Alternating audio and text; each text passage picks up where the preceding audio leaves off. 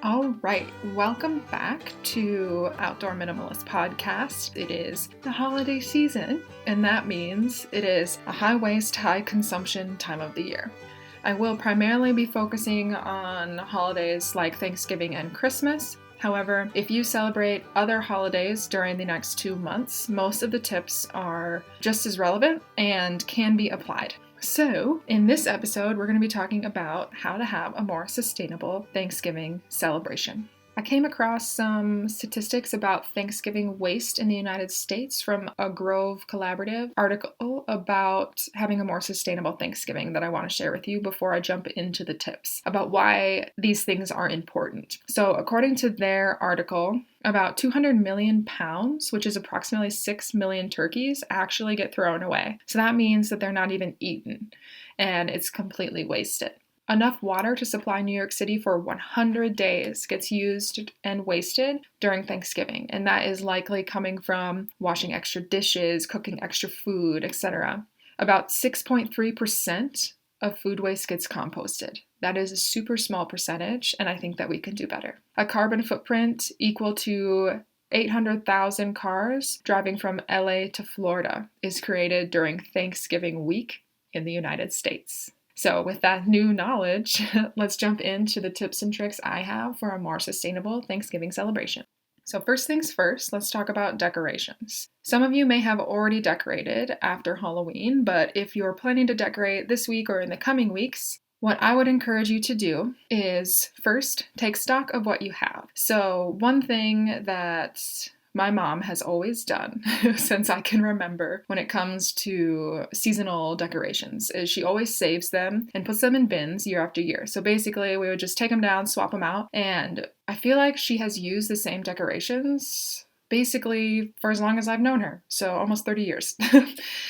And it's never really boring because there's different ways you can decorate. It encourages more creativity. And another more sustainable option would be swap with other people. So if you have a book club or a mom's club or any type of club, really, a group of friends even, you can always get together, put out all your Thanksgiving decorations and kind of swap things out. That way, every year you have new decorations and it is kind of a new fun tradition to start. Another option is to decorate with nature. Now, if you have kids, I think this would be a super fun activity. So you can kind of have them plan out different types of decorations or research different decorations, especially if they're older, like preteens and teens. Having them plan out and decorate together is a great idea. And then you can go on some nature hikes or nature walks, or even just around the neighborhood or in a park and collect the things that you need to decorate with nature. Now, be sure that whatever natural space that you're entering, it's okay to take those things out of it. Most people are probably going to be using things like leaves and sticks and pine cones, and that won't really be such a big deal. But always check local regulations to make sure it's okay to take those things.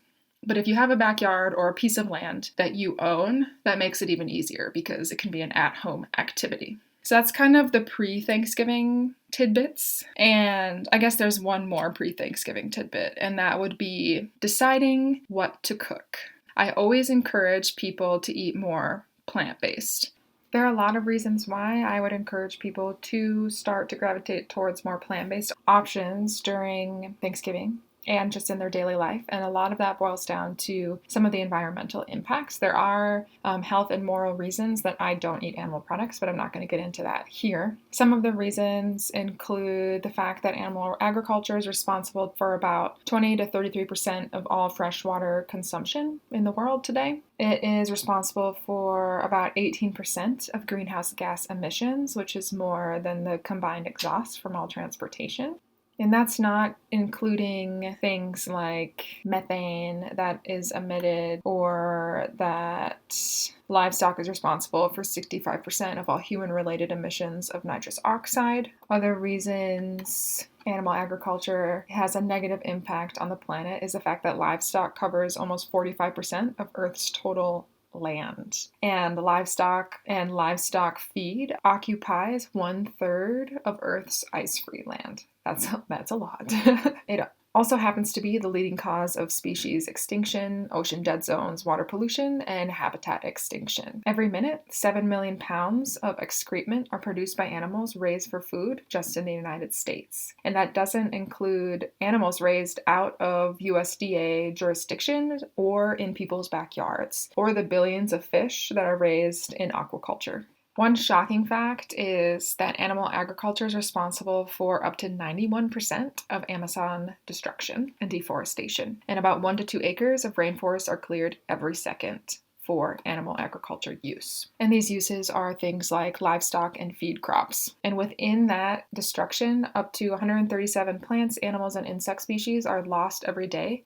And while that is a big problem in and of itself, about 1,100 activists to try and prevent rainforest deforestation have been killed in Brazil in the last 20 years. Okay, so I'm going to link some of those resources in the episode notes, and I'm not going to go...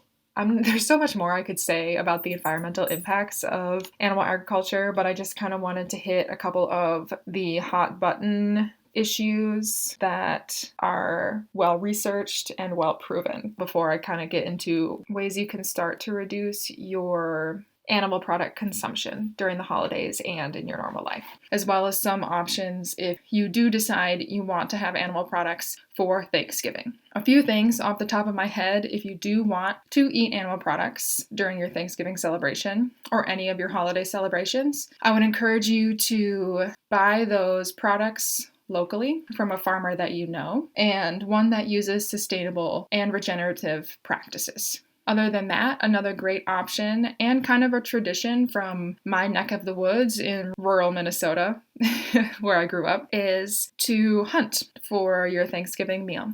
So a lot of areas it's hunting season, so you could hunt for different types of bird, maybe even deer, depending on the season in your area. And that can be a great new family tradition, or maybe carrying out an old family tradition, to hunt for the food that you will consume. Kind of adds to a new, restored connection to the landscape. If you do choose to buy animal products from the grocer, there are a few things to look out for. First of all, buying organic is always a reputable certification to look for, especially when it comes to animal products. You want to check and make sure that there's no hormones in that food. You can look for things like pasture raised, especially if the organic certification is in line with the Global Animal Partnership Animal Welfare Approved or Certified Humane. Those tend to be slightly more reliable and less likely to use intensive farming practices, so like practices that you would see from a CAFO, which stands for Confined Animal Feeding Operation.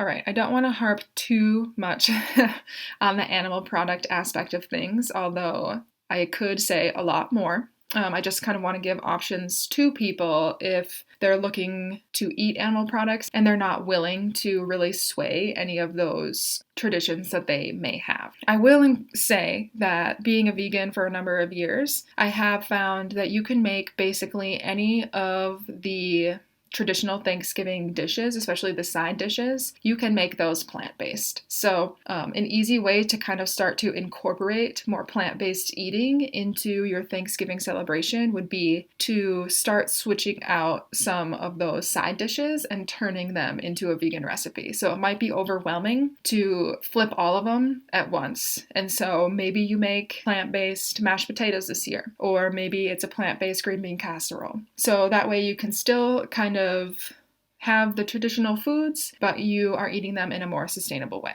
As far as the produce goes, I'll say kind of the same thing I did about animal products is if you can, try to buy things that are local. So if your farmer's market is still going on, or if you're part of a CSA, which is community supported agriculture, then try to buy from a local farmer. If you can't do that, then you can always make sure that you're buying things in season from your local grocery shop. All right, when it comes to actually gathering those materials for cooking, so gathering the food, I guess I should say, try to make things from scratch when possible. And if you have a large family or maybe a Friendsgiving, try to do more of a potluck. And this makes it easier to make everything from scratch because each person is making a dish. If you are going that route, make sure you're coordinating with all the attendees to make sure that there's not going to be overlap. You can do that really easily with a shared Google spreadsheet, and people can sign up for the dish they want. The reason I say make things from scratch is because according to Stanford University, about 83% of greenhouse gas emissions come from food and its production. So this is calculating the processed food. So if you were to go buy packaged food, that is contributing to more greenhouse gas emissions than if you buy the ingredients to home make your food. Therefore, you're lowering your carbon footprint. And this is kind of the same thing with if you're trying to transition to more plant-based. If you're used to buying more pre-packaged items for Thanksgiving, maybe this year start to swap out 1 or 2 items that you make yourself so you can kind of learn the recipe and it's a slower transition. Or maybe you can try your hand at a new process and do the potluck. Before you go grocery shopping, a couple things that I will suggest, especially if you're making things from scratch, is take stock of ingredients you already have and to clean out your freezer before you shop. So right now, in this week and maybe next week, is a great time to kind of write down all the ingredients that you need for the dishes that you're making. And check and see if you have those in your cupboard, especially if you're using a lot of non-perishable items. Maybe you have a couple of extra cans of pumpkin for some reason that never got used. Or maybe you bought 1 too many pumpkins for pumpkin carving for Halloween and you have one that is unused and still good to eat. Well, take stock of that and then you're not going to be buying more food. You'll also want to make room in your freezer and your fridge to kind of double check your grocery list and to make sure that there is room for everything once you do go to the store and buy all of it. I kind of like to do I don't know what to call it, maybe like a fridge audit once a week right before I go grocery shopping. That helps me make a list, and that also helps me kind of plan the week to make sure that all of my leftovers are going to be eaten. All right, now we are going to get to the meal prep and the actual cooking for Thanksgiving Day.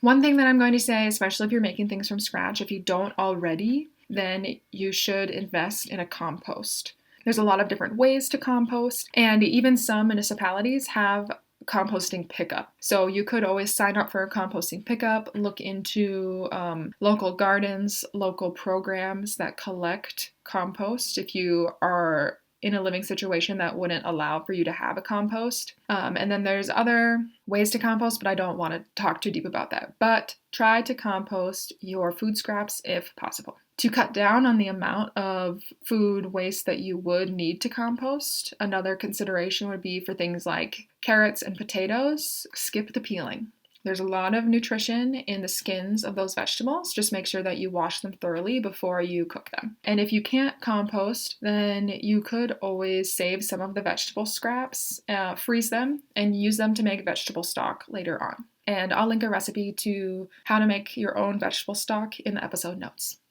So then that brings us to the cooking. So I'm not going to say too much about this, but I will say make sure that you plan, especially if you are transitioning from getting a lot of pre-made things to cooking it yourself. What I can say about prepping your own Thanksgiving food is even consider making some of it ahead of time. So maybe the night before, you cook some of the side dishes and you just have to heat them up right before the meal. Other than that, if you are cooking your turkey, then one thing that I would say is invest in a roasting pan instead of the disposable aluminum pans. You'll probably use a roasting pan year after year, so it's not really going to waste.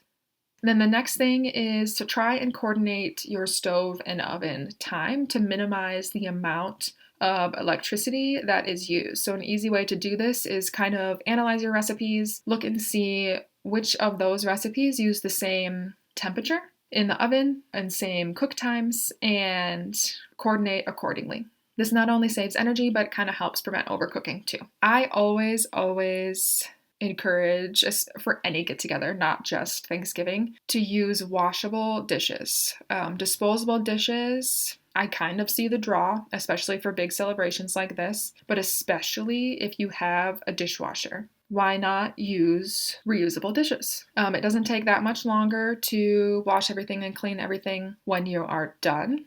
And it can just kind of become a part of your family tradition. Another area of waste during mealtime that I often see is the use of disposable napkins. Most thrift stores that I've ever gone to have kind of a weird stockpile of cloth napkins, and they'll be like 50 cents for a bundle, at least at the thrift stores that I've seen. That is a great investment. You could use that beyond your holiday celebrations and just use them day to day. So every meal you have, all you have to do is have a little bin in your kitchen for dirty napkins, dirty towels, toss that in there, and then once a week, wash them. The last thing I'll say that kind of helps reduce food waste is to use smaller serving spoons. This sounds kind of silly, but it does help people from not taking too much, because oftentimes during the Thanksgiving celebration, our eyes are a lot bigger than our stomachs. So if you set out smaller serving spoons, people are just going to take less to begin with. And then finally, we will get to what to do with your Thanksgiving leftovers. So maybe you don't have any, and that's great, you planned perfectly. But more likely is that you're going to have a fair share of leftovers. One thing that I think is a great idea is to save things like yogurt containers, jars from peanut butter or pasta sauce ahead of time, because those are things that you likely are already going to be using, and instead of recycling them, you can wash them. And then that way, guests can take home their food in those containers, and you're not at risk of losing your good Tupperwares. I'm sure there are probably other things that I could be saying in this episode, but it's already getting kind of long, so I'm going to cut it off there. I'm going to be linking an article from the Grove Collaborative, which is a great website and resource for people that are looking to try and have more eco-friendly swaps in their life. So check out the Grove Collaborative. A lot of the things that I mentioned in the episode were taken from that article. I kind of made a list ahead of time, and then I was like, oh, I'll do some extra research online, and came across this article, and it kind of put everything that I had to say down perfectly. So check out that article if you want a few more tips. And when I share the episode on social media, let me know in the comments what some of the other tips and tricks that I missed were. Safe travels and happy holidays.